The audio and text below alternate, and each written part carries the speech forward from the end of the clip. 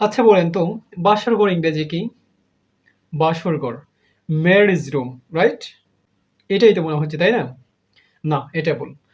বাসর ঘর এর ইংরেজি হলো ব্রাইডাল চেম্বার। Bridal chamber. আচ্ছা বলুন তো ফুলসজ্জার রাত এর ইংরেজি কি হবে? ফুলসজ্জার রাত এর ইংরেজি হবে নাপশাল নাইট। নাপশাল নাইট। বরযাত্রী এর ইংরেজি কি হবে? বরযাত্রী এর ইংরেজি হবে ব্রাইডাল পার্টি। বৌভাত আমরা যেটাকে বলি বৌভাত, হ্যাঁ, বৌভাতের ইংরেজি কি হবে? বৌভাত। Bridal feast. Bridal feast. আর যেটাকে আমরা দাম্পত্য জীবন বলি সেটাকে আপনি ইংরেজিতে কিভাবে বলবেন? গ্যাস করেন। এটার ইংরেজি হবে কনজুগাল লাইফ। Conjugal life.